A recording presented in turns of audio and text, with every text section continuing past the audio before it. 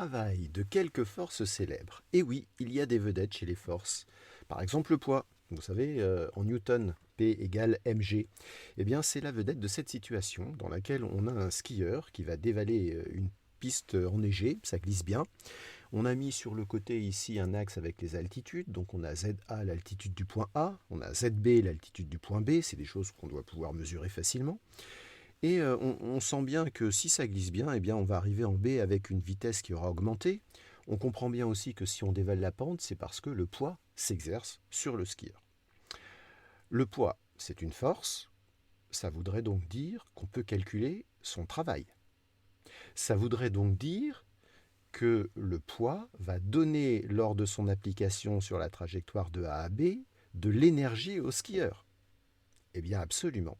Et c'est même grâce à cette énergie que l'on va pouvoir calculer la vitesse qu'aura le skieur lorsqu'il va arriver en B. Donc dans cette partie, ce qu'on va essayer de faire, c'est de trouver une relation simple qui nous permettra de calculer le travail du poids. Comment faire? Dans ces cas-là, on repart sur la définition. Le travail d'une force, vous savez, elle est définie par rapport au produit scalaire. Et on va dire donc c'est le produit scalaire de P par le vecteur déplacement AB. Une petite remarque, on va essayer de dessiner le vecteur AB pour mieux se rendre compte de la situation. Je vais le dessiner en bleu. Voilà, voilà le vecteur AB. Et on remarque tout de suite que la trajectoire AB, elle, n'est pas rectiligne. Et ça peut nous poser un problème. Parce que ici, dans la définition, le vecteur, lui, il n'est pas que linéaire à la trajectoire dans notre situation. Eh bien, on a tout à fait le droit d'appliquer cette relation, même quand la trajectoire n'est pas rectiligne. Cette relation, elle est valable à partir du moment où le vecteur P est constant. Même si la trajectoire n'est pas rectiligne, du moment que la force est constante, vous pouvez appliquer cette relation. Et ici, bien évidemment, le vecteur P, c'est un vecteur constant pendant toute la descente de la piste. Donc on va pouvoir partir de cette définition et appliquer ce que l'on sait sur le produit scalaire. Donc ce sera la norme de P multipliée par la norme de AB, multipliée par le cosinus de l'angle que je vais appeler alpha. Ce sera l'angle entre le vecteur P et le vecteur AB. Bon. Et maintenant, il faudrait aller peut-être un peu plus loin dans la simplification du calcul de ce travail, parce que accéder à un angle comme ça, dans la vie de tous les jours, ça ne va pas être facile de calculer aussi son cosinus. Comment est-ce qu'on pourrait faire pour trouver une expression plus simple de ce travail? Si je regarde ces deux vecteurs,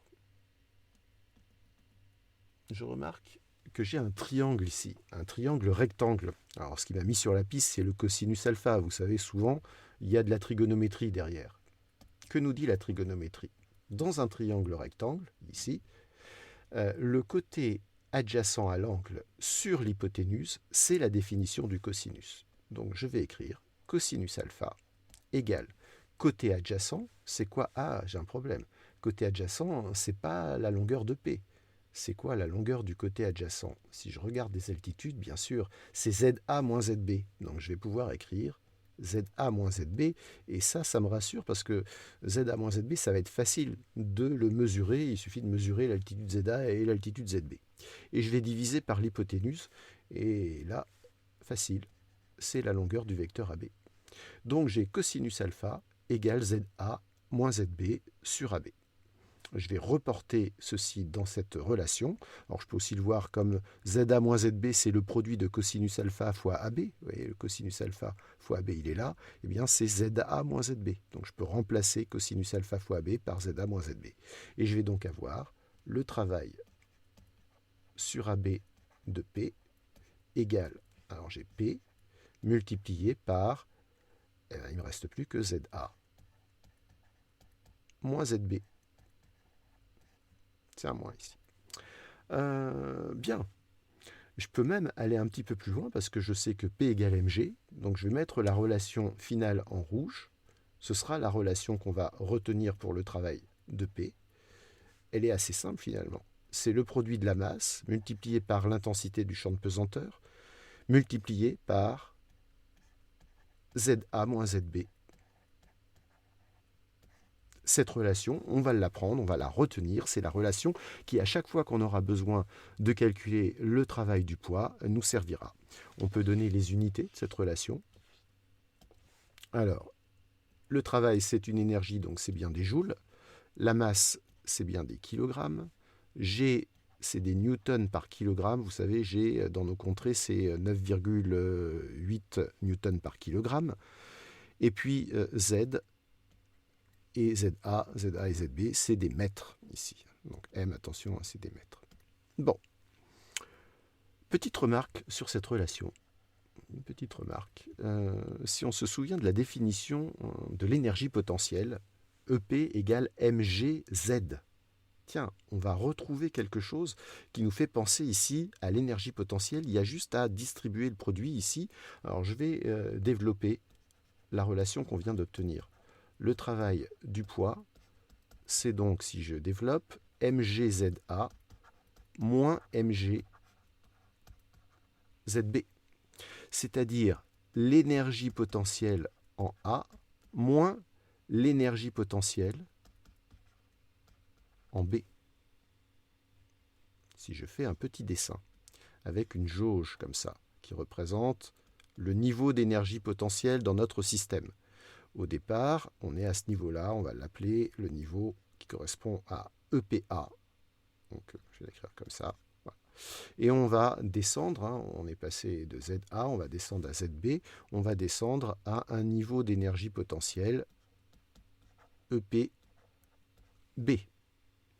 Cette partie-là, là, ça représente la variation d'énergie potentielle.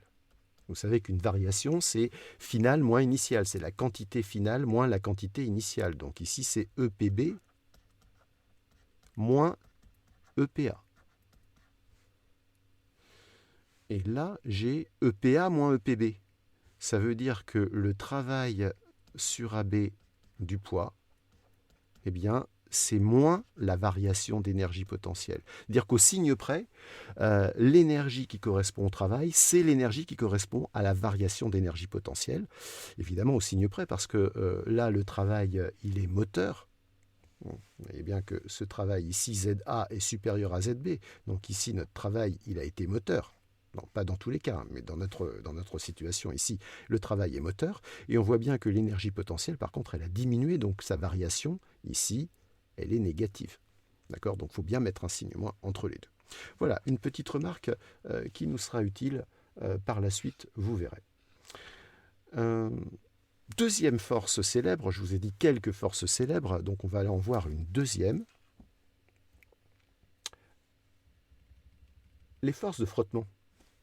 Alors regardez la situation, on a toujours notre skieur, il est sur une piste ici, il se déplace de gauche vers la droite, et il y a une force là qui va modéliser en fait les frottements entre les skis et la piste.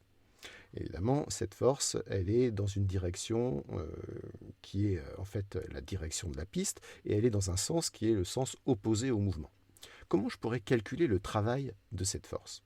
Je vais revenir à la définition. Donc le travail sur AB de F, ce sera égal à F scalaire AB. C'est-à-dire F fois AB fois le cosinus de l'angle entre AB et F. Et c'est quoi l'angle entre AB et F ? Eh bien, c'est 180 degrés ici. Cosinus 180 degrés, ça fait moins 1. Ça veut dire que le travail sur AB de la force F, eh bien, c'est moins la valeur de la force, la norme du vecteur force, multipliée par le déplacement AB ici. On a donc un travail qui va être négatif et on aura un travail qui sera toujours résistant.